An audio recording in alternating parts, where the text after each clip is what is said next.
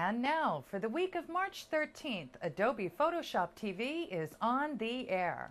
Welcome to Adobe Photoshop TV from the National Association of Photoshop Professionals. And here's your hosts, the Photoshop guys, Scott Kelby, Dave Cross, and Matt Plaskowski.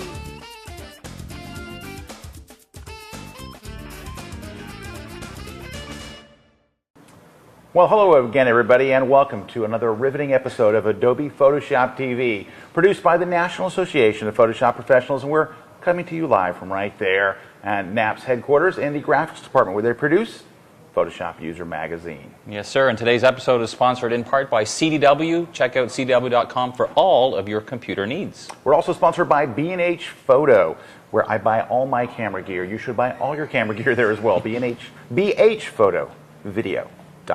Right, and iStock Photo, the world's fastest growing collection of royalty-free images. And Wacom. Make sure you go check out their widescreen tablet, the world's only widescreen tablet. Go wide at Wacom.com. Well, welcome, everybody. We're here, and as you can see, we're flying in the missing man formation because Matt Klaskowski is not rocking the house. He's not in the house key. He's actually at an event today, but I'm here. I'm Scott Kelby, and joining me in the studio representing the wonderful country of Canada, Mr. Dave Krause. As always, good day, everyone. Hi, we've got a great show put together for you. You've got tons and tons of stuff. And even though Matt's not here, we have a guest tutorial today. So we have a guest tutorial. We're doing some stuff. What did you bring for us today? I have a couple of things. I have some quick tips on working with guides, an interesting way you can take advantage of them, including one new feature in CS2, and a real quick tip on converting from color to black and white in Camera Raw. Ah, sweet. What I'm bringing today is a multi-part tutorial. Ooh, multi-part. And it was inspired by something I read on the Photoshop TV blog. And it is a photo restoration, a multiple-step photo restoration Excellent. we'll be doing. Of course, we have our guest tip today. Right. And for a giveaway, we have, of course, our giveaway today. We'll have Dave's Trivia. We'll be giving away the fabulous Adobe Cooler and various other things that you will learn as the show goes on. Right. So let's get right to it. We'll start off with Mr. Cross. Yes. All right. Well, I have, as I said, a couple of quick tips on working with guides and how you can take advantage of them and make them do everything you could possibly imagine. Fantastic. Let's go. Now, I'm going to be doing this in Photoshop CS2, but for the most part, most of the tips I'm doing are available in CS as well, except for the very last one, talking about Smart Guide. So let's take a look at what we're talking about here. Now, first of all, you have to have your rulers showing to take full advantage of guides. So I'm going to press Command or Control R to get my rulers showing. Then I can pull guides off there very easily. Now, you have a couple of options. If you simply want to make a guide, just drag it down onto the document, either from the horizontal or vertical ruler, depending on the direction you want. But here's my first little tip. If you start to pull a guide, I have a horizontal guide, and suddenly realize I meant to make it vertical. I just hold down the Option or Alt key, and just like that, it switches from horizontal to vertical on the fly. Now, if I already have a guide there, and then I decide that I want it to switch, I just move my cursor, see how it changes the look of the cursor right there, then I Option or Alt click, and it changes direction. So that's kind of cool. The other thing you might want to do is you might want to have a guide in a particular location. Like I want to have a guide exactly halfway across this document. Well, instead of trying to guess and look at the rulers and measure, all I do instead is go to the View menu and choose New Guide. Now, my current preferences are set up in inches, but that doesn't matter. I can just type over the top of that and put 50%. And when I hit OK, you'll see I get a new guide that's exactly 50%. So needless to say, I can do the same thing for the horizontal guide as well. So I could get a nice center of the image very quickly. Now, as you can see in this document, I have several images already. Let's use this layer right here. What if I want to put guides that are centered on that layer itself? Well, a very simple way to do that, I have the Move tool already selected. I just show Transform Controls, and I get these little controls, including a nice little center point. And as I pull the guide down, it actually snaps right to that center point, just like that. And I can turn that back off again, and now I have perfectly centered. I have guides that just sweet. I always use free transform. Cool. You know, I used to until I realized that's a whole lot easier, because you could do free transform. In fact, I used to do that up until like yesterday. And now I do this because it's so much easier. Now, the new thing that's in Photoshop CS2, which is very cool, is a type of guides. If you go under Show, you can see, oops, that was really great. There I have, you can just barely see it, Smart Guides. And this is a new feature in CS2, which is very cool.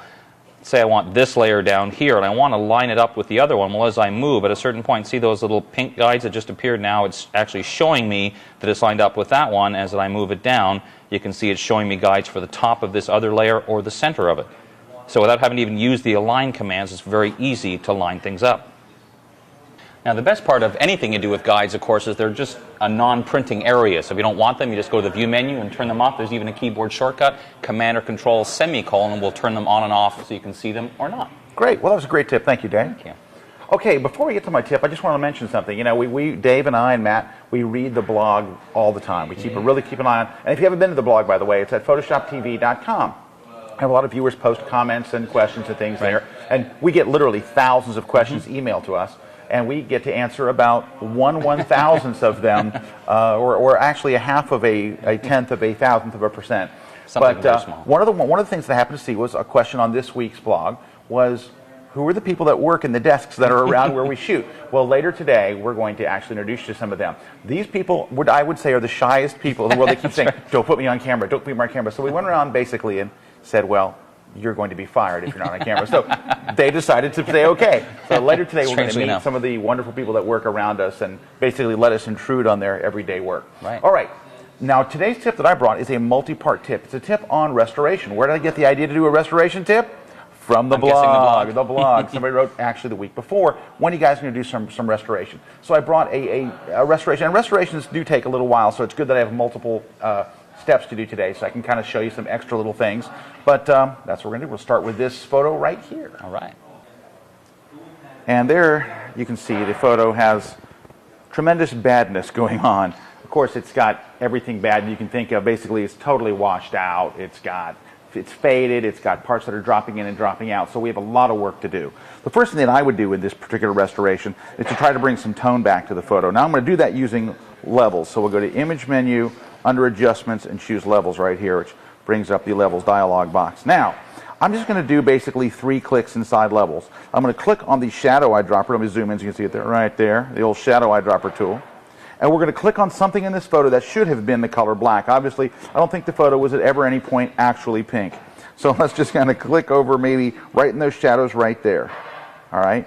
Then we're going to go and choose the Highlight Eyedropper, the far one on the far right here, filled with white. And we're going to click on something that's supposed to be white. I am guessing it's either going to be his shirt or the background. You can choose, let's try the background. That's better. All right. Then lastly, let's go and choose the middle eyedropper. We're going to click on something that's supposed to be gray. As you can see, they all kind of look a little greenish or a little kind of a light limeish. Let's click on his jacket maybe to be kind of a neutral color. There we go. Now, so we click that. Well, that's got one little tiny part of our problem together. What we need to do next is basically take a look. I'm going to zoom in a little bit if you don't mind here. Take a look, and when we zoom in, you can see, well, number one, you can see that a lot of this is kind of blue and saturated in there. Well, we don't really want blue in here either, so let's just go Image, Adjustments, and get rid of the color by choosing Desaturate. Now, here's where the problems start on this photo, and the problems start. There's so many, it's hard to choose where. This part is basically okay. Right in here, this looks good. But look how it fades off on his arm and fades off on the rest of the photo. So here's what we're going to do. Just as a quick fix, let me zoom it out a little bit. I'm going to grab the elliptical marquee tool, and we're going to kind of select this area. Well, let's select the good area first. How about this? Will be easier. Let's select the good area, the parts of the photo that look good with an oval. Now, to move your oval, hold the space bar, and then you can move it while you're dragging it. Oh, cool little trick there. All right, like that. And then we're going to put a feather on it. The reason why we put a feather on this is we don't want to see a hard edge where we're making adjustments. We don't want to see a big oval there. I want it to be soft. So I'm going to go into the Select menu, go to Feather, and we're going to enter like a 20 pixel feather. That softens the edges. Now, so this is the good area. I need to work on the bad area. So I'm going to go under the Select menu and choose Inverse. What this does is select everything but the middle. See how the selection changed? Now everything out there is selected. Now we can go back to Levels. The shortcut is Command L on Mac or Control L on PC, and then I'm going to bring up those areas by dragging the shadow slider. See how it brings back that detail? So it's coming back big time. I can still see some problems we're going to have. And by the way, to make things easier for yourself, press Command H, or on PC Control H, and it temporarily hides that oval. The selection's still in place, you're just hiding it from view. And that way you can kind of see what you're doing. Now, that helped a little, but you can see we've got a lot more to do. But this is just the first segment. All right, so in the next step, what we'll do is we'll go back and fix some of those other problem areas. I kind of just did a little basic thing, just kind of fix the outside, adjusted the tone, but as you can see, there's a lot more to go. So that's the next step. Excellent. So you'll have more of that later on, right? Yes, in the next step, I expect to have Kinda what more. the next step probably in the refers next to. step. All right. I'm expecting. Good stuff. Now, at this point, we had, as we often do, like we did last week, we have special guests that just happened to be driving by and stop in. And a while ago, We flagged people had, down. said, Do you know hey, Photoshop? Come on That's in." Eddie Tapp, who's driving down the street. Eddie Tapp is a very well-known photographer and educator who's here, and he took the time to stop in and share a tip with us, which we'd like to show you now. We have a special guest here in this area we like to call our studio, which is really the offices of NAPP. Mr. Eddie Tapp, who's here, is well-known photographer, writer, trainer, and all-around great guy who knows a lot about both photography and Photoshop, and he's going to share a little something with us today. Now, Eddie, you're also going to be teaching with us at Photoshop World, right? I'm so excited about going to Miami with Photoshop World. We're Right. going to do 3 primary things there. One is the Canon Digital Live Shoot. And Right. the wonderful thing is what we're going to do with that live shoot with models, and Jack Reznicki's going to be shooting, and then we'll be processing, working in Photoshop and outputting to a large format printer.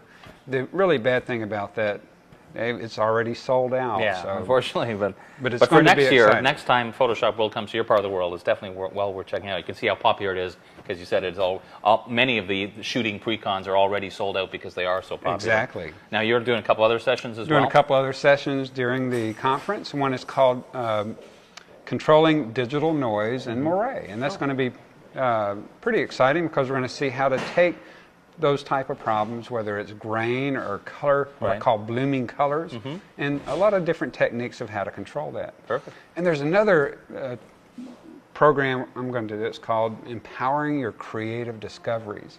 And I like to look at that as all these things we're learning here at Photoshop World. Let's take that knowledge and put it to work. Right. So some techniques for fun Awesome. and creating enhancements for your images. Cool. All right, now you've brought a little something to show us today, right? A little technique you have for Well, us? I have to tell you that it's kind of a work in progress. And Okay. what this is, it's basically a different way to go to grayscale. Now, I utilize and also teach about 9 different methods Right. of converting to grayscale. Sure. And as you know how good some of those are, especially advanced. And I kind of stumbled on this a few years ago working on a book. I was doing the pre-press work for the Simone's book. And when we got to the press check, the grayscale images were not coming out consistent. So we kind of went back to the drawing table and came up with a technique that was pretty fantastic. So what I'm doing today, I'm actually working on a similar technique for RGB, for inkjet output or sending to the lab. Great. So I'd like to share you that technique. And once again, it's right at the beginning stages of discovering this. So All right. it's kind of a new technique that we're going to learn together. Awesome, let's take a look. Great. In doing this technique, we're just going to use the channels palette. And of course, we're working in a red, green, and blue file. And it's almost a shame to convert this image to grayscale with these beautiful blue eyes of Dave and his son. But let's look at this new technique. It's pretty interesting. The first thing I'm going to do is go to Image, Mode, and select Lab Color Mode. And if you'll notice in the channel palette, it's going to change from red, green, and blue to lightness A and B. And what we're going to do here is just simply select the lightness channel. At this point, we want to then select all. We'll go to Select All, which is also Command or Control A, and then Edit Copy, which is Command or Control C. And what we're doing here, we're copying the lightness channel, the entire luminance scale of the image, into the memory of the computer. At this point is where the variety of options come into play. And what we're going to do at this point is convert this file using the Convert to Profile menu. That's under Edit and selecting Convert to Profile. Well, the test I've done so far, I've used Adobe RGB, sRGB, and even Pro Photo RGB. And the results from different color spaces when we do this conversion is pretty masterful. It's pretty exciting, the difference. For instance, converting to Pro Photo RGB, which is a larger space of color, you get a different result. Just for these purposes, I'm going to convert to Adobe RGB 1998. And even if the file was originally in Adobe 1998, that's okay. Because when we now convert to Adobe 1998 from the lab node here, it converts the image automatically back to the red, green, and blue mode. And if you look in the channel window, you'll see exactly what I'm talking about. Opposed to just pasting the copied channel, or the lightness channel that we've just copied into the entire image, what we're going to do is go to the individual images. And first I'm going to select the red channel, and then edit paste.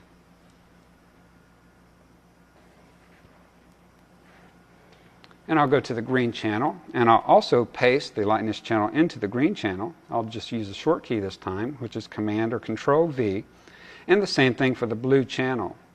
So just as a quick review, what we've done, we've converted to the lab mode, we've selected the lightness channel and copied that into memory of the computer. By then going to Edit, Convert to Profile, we've converted to a specific profile. And back in the red, green, and blue mode, we're pasting the lightness channel into the channels separately, which gives it a different type of look than just pasting it in RGB. Now watch what happens when I go back and click on RGB. You see the spectacular grayscale image.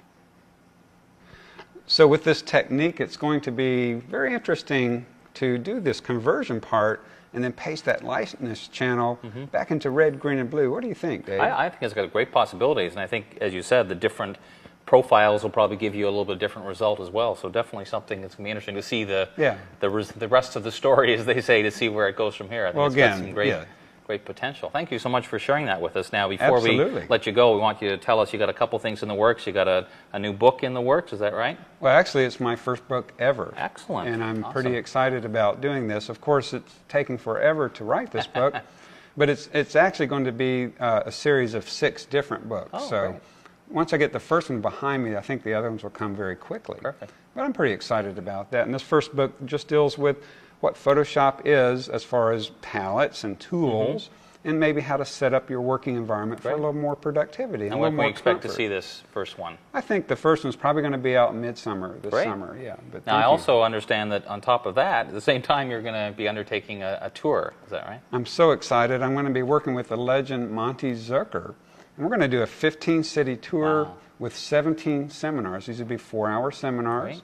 And we're going to set up, it's going to be pretty exciting, entire workflow, live model shoot, right through processing in Photoshop and printing out on a wide format printer. So we're pretty excited about this. Now, where do people go to find out information about these various projects that you have on the works? Well, actually, they can visit my website, which is www.eddietapp.com, which is EDDIE and then TAPP.com. Perfect. And on the schedule page, you can actually see that tour listed where the cities are. And as soon as we finish the website for that, there'll be a direct link to the website so you can sign up. Perfect. And as always, whenever we mention a link, you'll also find that link on our Photoshop TV webpage. Well, Eddie, again, thank you so much for dropping in and sharing that great technique with you. We appreciate it.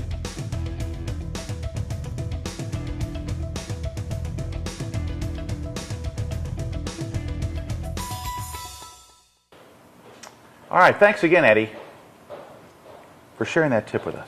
It was very tippy. All right. It was.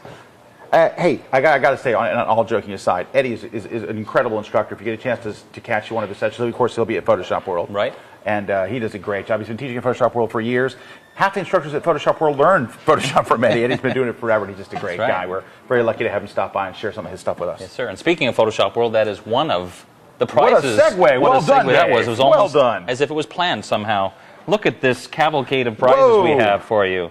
This lovely Adobe cooler bag, you know as how we've few people done have before. a drink holder with an Adobe logo on it? It's correct. very few people in the world. Which also contains a round thing that has spaces for other round things. It's a CD holder. Oh, a CD holder. We don't have those in Canada, so I don't know. They don't have those.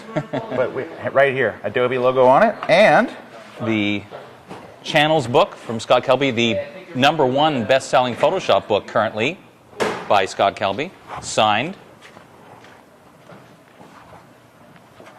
Look at that, signed live.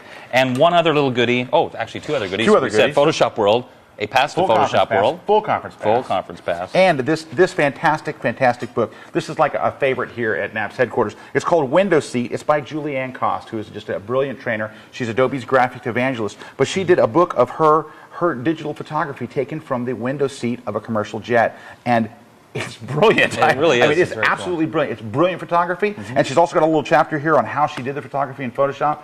Honestly, it's just one of the coolest books I've seen in many, many years. Very, very slick. So you'll be winning all of this. Now, of this. before we do that, though, we want to answer last week's question, which was we showed you a dialog box and asked you what it was, and it was a filter from the Pixelate collection called Mezzotint. So that was the correct answer. Now, correct answer. We will have this week's question right after this. Hey, I wonder who won that. I wonder, we'll tell you Matt that always right after knows. this. We'll have to go call him on his cell phone.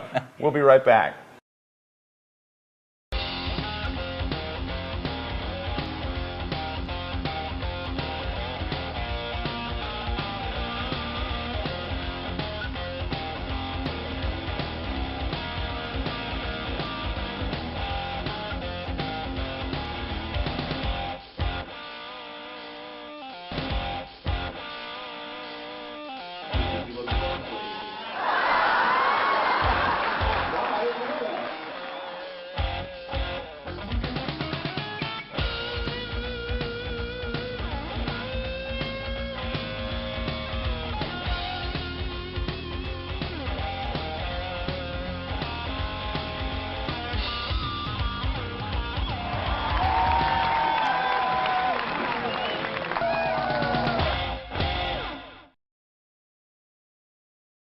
All right, we're back.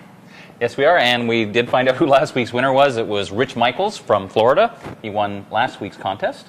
Great. I love when we can ship things very inexpensively. We also have the question for this week, which where do you find the option called Optimize File Size?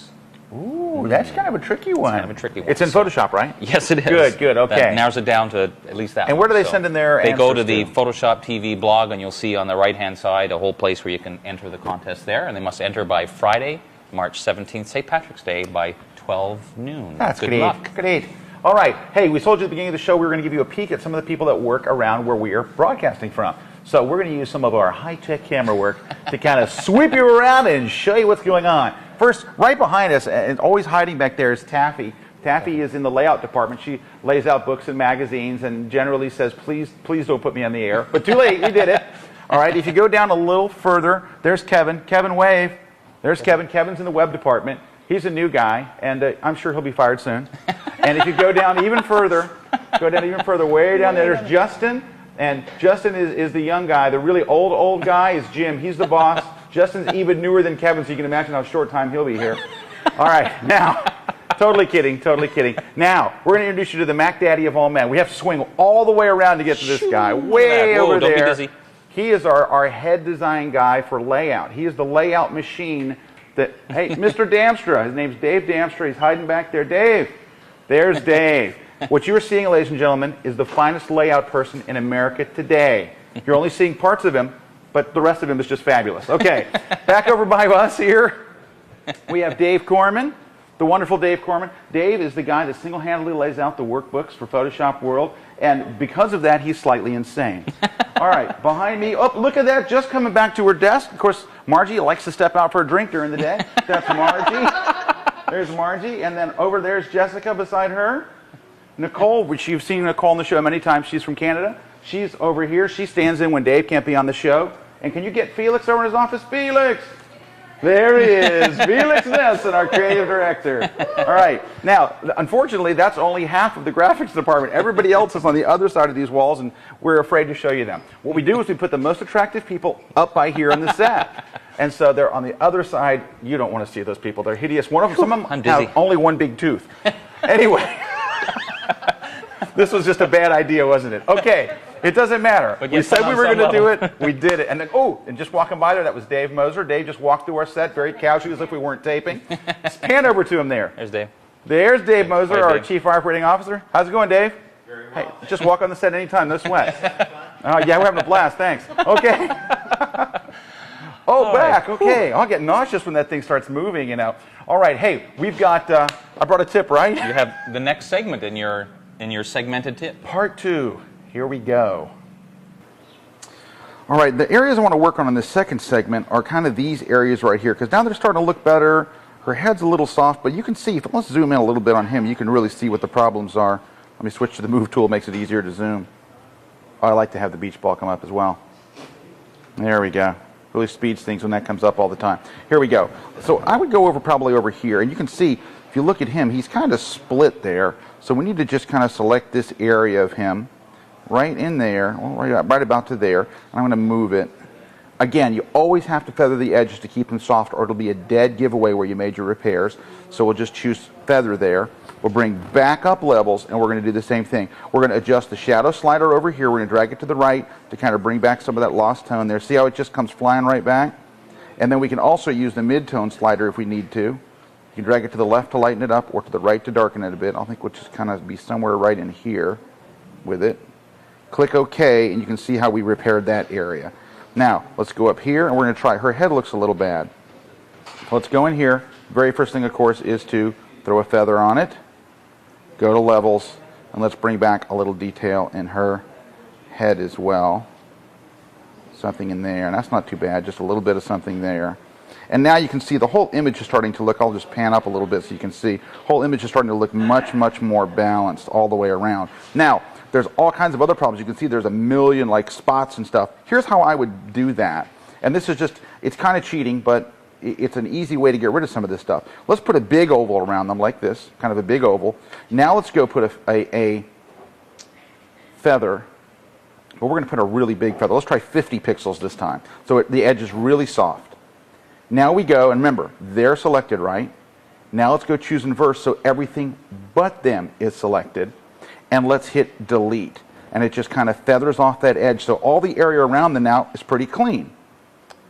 And now what we would do to wrap things up, I would go and get the spot healing brush. Now, the spot healing brush is only in CS2. So if you don't have it, I'll show you a different way. But just click and drag. You don't have to do anything else. The spot healing brush was designed to get rid of spots. You just click. You don't have to do anything else. Just grab the tool and start clicking, and it removes spots, unsightly spots like these. So, as you can see, it's going to take you a while to do all of this. All right? So it is going to take just a minute to go through this. Well, it'll take you more than a minute, but you get the idea. We're going to go through this whole thing and just get rid of spots. If you don't have CS2, then you're going to have to use the rubber stamp tool, and you'll basically just click an area nearby. You'll option click in an area nearby, move over the spot, and click. On the PC, you would alt click in a nearby area, move over, and do that. And you can see the spot healing brush is just much, much easier. But again, that's only in CS2. Now, there is one more thing that I want to do to this, but I've run out of time for this segment, so I will do it in a special, mini, quick, last third segment. So I have one more segment to go, but I do want to say this. I'm going to go ahead and post this photograph on the Photoshop TV website, so you can download it and practice the exact same tutorial along with us. So play along at home. Go to photoshoptv.com and download it. But go ahead and download it now, because then you can catch up for the third segment. Dave, you got a tip for us. Quick tip. I have a real quick tip. This actually came, a NAP member, William Phillips, sent me a message to say, hey, has anyone ever thought of using Camera Raw to create grayscales out of color? And I said, actually, we have, but it's not something you see very often. So I just want to show you that real quickly. All right, so I have an image open in RAW, and it's really a very simple idea. All you do is in the main adjust area here, we just lower the saturation all the way down. Now you could stop there, but one of the things that William suggested to say, ask if people were doing this, is if you go to the Calibrate tab, you have all these commands for the red hue and red saturation. And if you start playing with some of these sliders, you'll get kind of the rough equivalent of channel mixer, because you're able to very visually see and just kind of mix in different percentages. And as you drag, I don't have any preconceived notion of what I'm going to do here. I'm just dragging and looking at the preview and seeing what I like. Do you ever have a preconceived notion? I hardly ever do. Sometimes I do, but in this case, not at all. All right. So as for our viewers. as I drag the sliders, now here's the other really nice part. If you find a combination that you really like, I'll just move this over so you can see it. Then I can just go into this little pop-up menu and choose Save Settings and give it some name such as, you know, grayscale settings or something like that. So anytime I need to switch to grayscale, I can just choose that setting and I'm good to go. And thanks again to our NAP member, William Phillips, for giving me that idea, because it's something that's always been kind of in the back of our minds to do that, but it really does have some interesting possibilities, and especially when you can save a setting like that and just use it whenever you need. Oh, yeah, absolutely. And if you're wondering actually what NAP member means, that is a member of the National Association of Photoshop Professionals, which is the fine people who produced this show. They were nice enough to have Dave and I here because, well, I'm the president, he's the head of curriculum, so they were nice enough to have us here today. But find out more about NAP at photoshopUser.com. Right. We publish Photoshop User magazine. Dave writes a column in the magazine, as do I.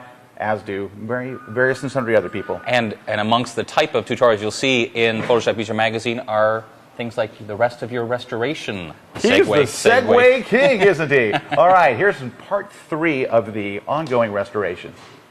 Now, as you can see, our little vignetting effect that I added did a little number on his shoes and the top of her head. So you'd go back in again, select those, and use levels, and same thing with his shoulder, darken those in a little bit. Now, there's a couple other things that we can do that I would definitely want to fix here. Number one is I want to kind of add a sepia tone effect back into it because I do want it to be to have some kind of a color to it. I don't want it to be totally black and white. And I'm going to give you a trick that you may not have seen before for adding a quick sepia tone. It's going to use a part of Photoshop that we generally avoid because it's kind of a beginner's thing, but it's called variations. Now, variations is used to let you color correct an image, but when you have a black and white image, it lets you add color. Now, here's the variations dialog box. It's too big to fit on the screen. In fact, it's too big to fit on any screen. They don't make a display in America today large enough to hold this thing.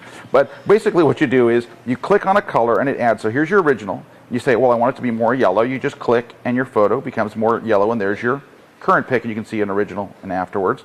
Add a little more red, and look at that. You've got a nice sepia tone right there in the middle. I'm going to click OK, and you'll see how it applies to the photo like that. Let me just show you. Obviously, we could work on this a lot more. This is one that could use another half hour of work, but I'm going to show you a before and after, basically. So here's the after image over here, and let me revert this to the original so you can see the before, and you can see in just a little ways we've come a long way from there to there, even though we only spent about 7 minutes on it.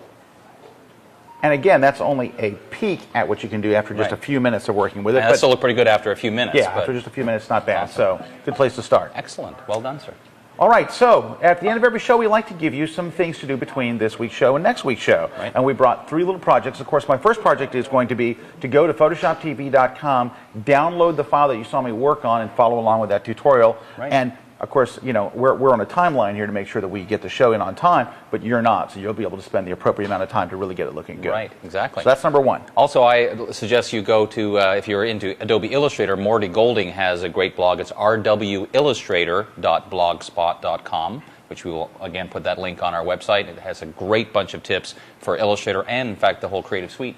Excellent. And also, as our last project for the week, I'd like to send you to Designerati. And inside the Designerati, and we'll have a link for that on the website, the Designerati.com they have a Photoshop blog. And I believe it's by Jeremy Schultz, if I'm not correct. Mm-hmm. And he's got some really great stuff. And this week he had a particular thing of interest. He had some screen captures from the original Photoshop 1.0 icons. Right, yeah. And we used it as a trivia question a few weeks ago. He had it up there in a link to a story that's on the web that is the history of Photoshop. Just fascinating stuff. So make sure you go check out Designerati's blog at designerati.com. Click on the Photoshop link. Check out Jeremy's stuff there. Right.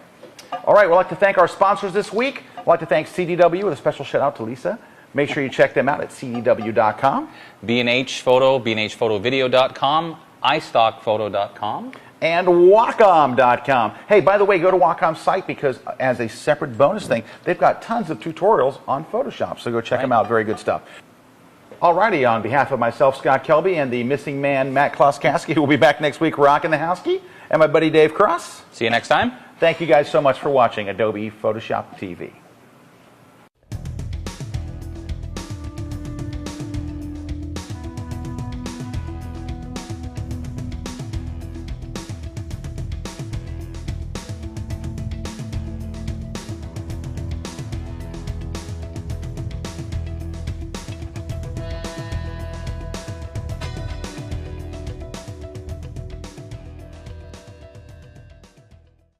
Thanks for watching Adobe Photoshop TV. See you next week.